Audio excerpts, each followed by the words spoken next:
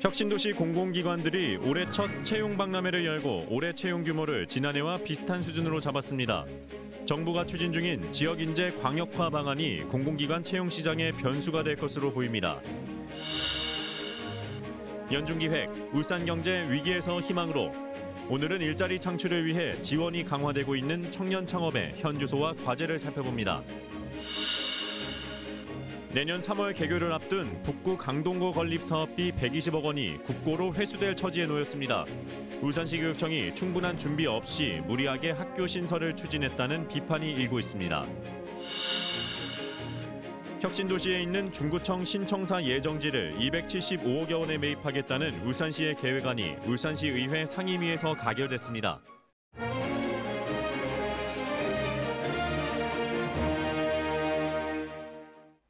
안녕하십니까. KBS 9시 울산뉴스입니다.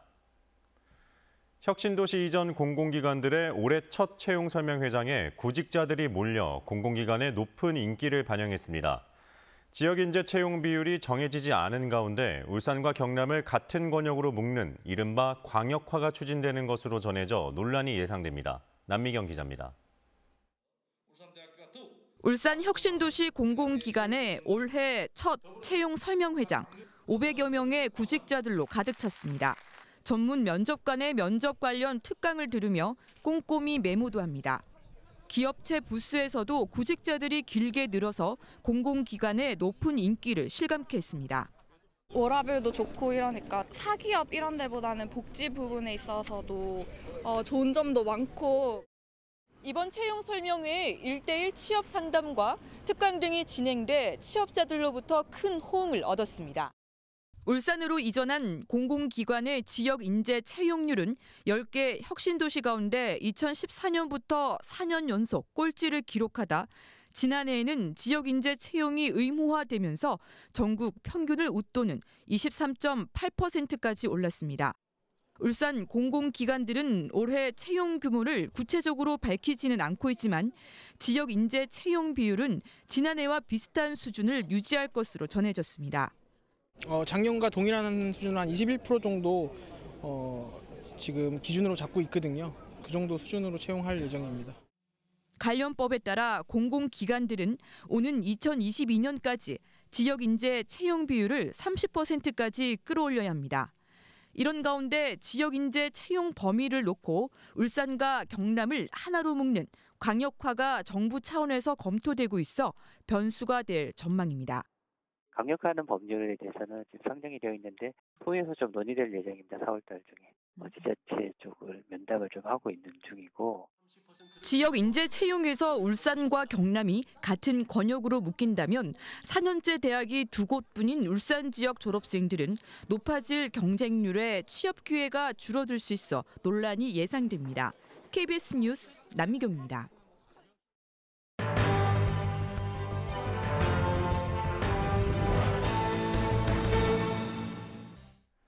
울산 경제의 희망을 모색하는 연중기획 울산경제 위기에서 희망으로 오늘은 청년 일자리난의 대안으로 주목받는 청년 창업의 실태와 성공을 위한 과제를 진단해봅니다. 김홍희 기자입니다.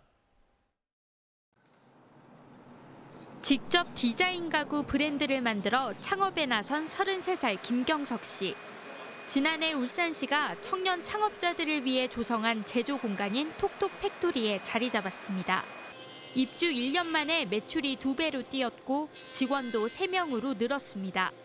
가구 제작에 필요한 장비를 지원받고 제품 생산을 위한 다양한 실험을 할 수 있는 환경이 갖춰진 덕분입니다. 울산 중심가의 창업 사무 공간을 지원받은 27살 김동욱 씨는 학생 코딩 교육 교구를 만드는 회사를 지난해 만들었습니다. 올해 초등학생 코딩 교육이 의무화됨에 따라 시장 전망을 밝게 봤기 때문입니다. 울산시로부터 4천만 원을 지원받아 시제품을 만들며 첫 발을 떼고 있습니다. 이제 아무래도 금액적인 지원이 없었으면 초기 비용에 대한 부담이 좀 컸을 것 같고요.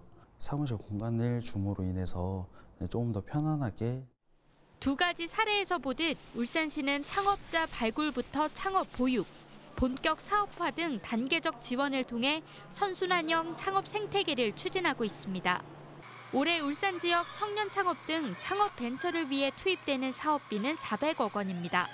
그렇다면 청년 창업이 성공을 거두기 위한 정책적인 과제는 어떤 것들이 있을까요?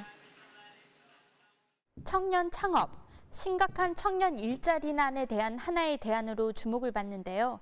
하지만 사회 경험이 부족한 청년들이 창업에 성공하기란 쉽지 않습니다. 통계상으로 30대 미만이 창업한 기업 2곳 가운데 한 곳은 1년 안에 사라지고 5년차 생존율도 10%대로 떨어지는 것으로 나타났습니다.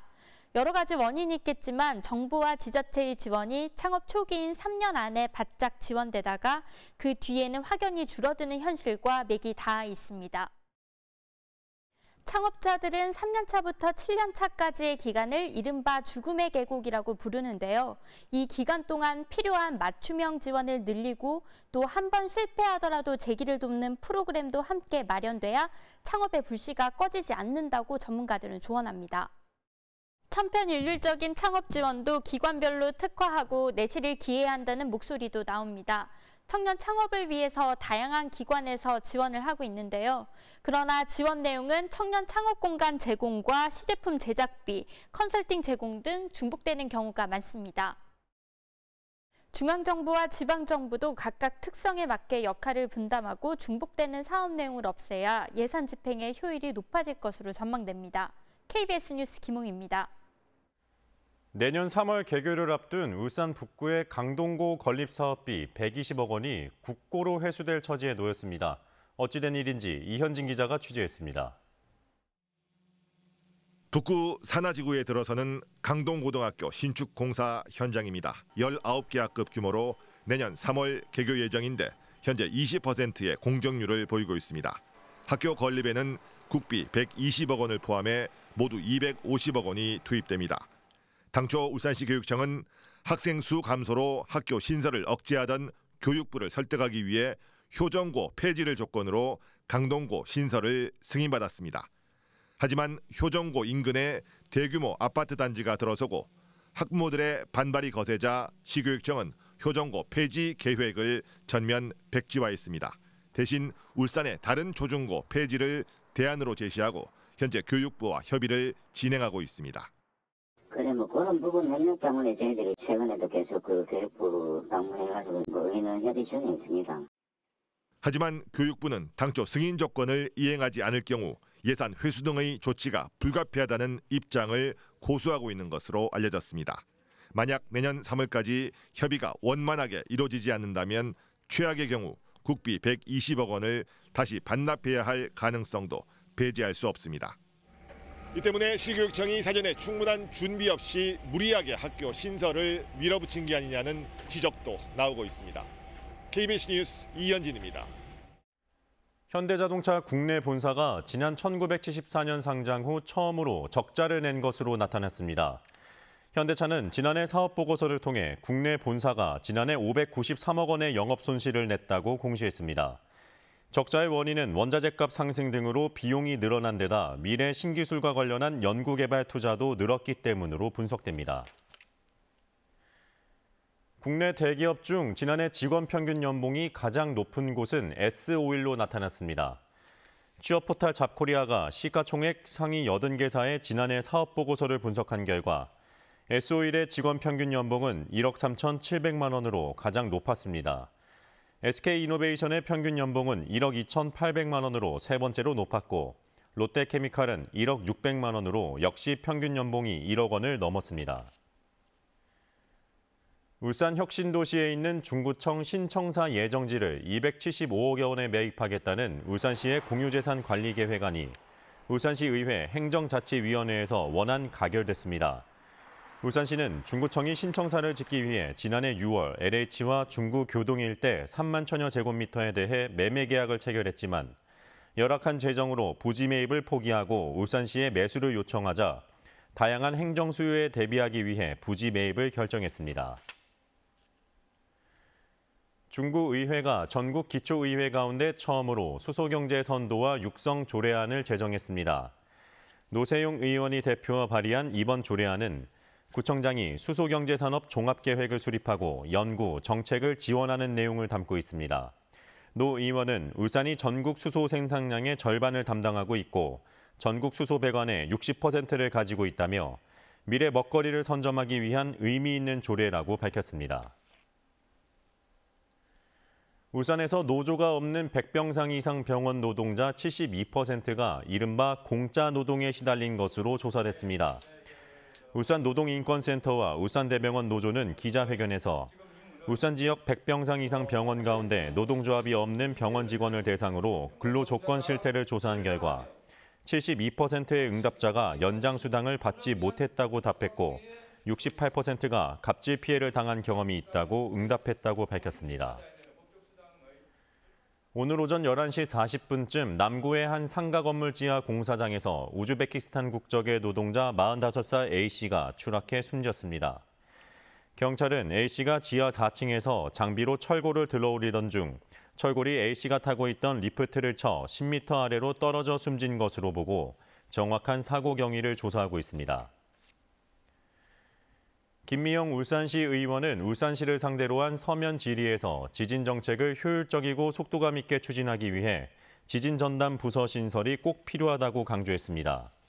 김 의원은 최근 동남권 지역을 중심으로 지진이 잇따라 시민 불안감이 커지고 있다며 현재 재난을 총괄하는 울산시의 시민안전실 재난관리과 인력으로는 자연재난 등에 대응하기가 역부족이라고 지적했습니다. KBS 9시 울산 뉴스를 마칩니다. 고맙습니다.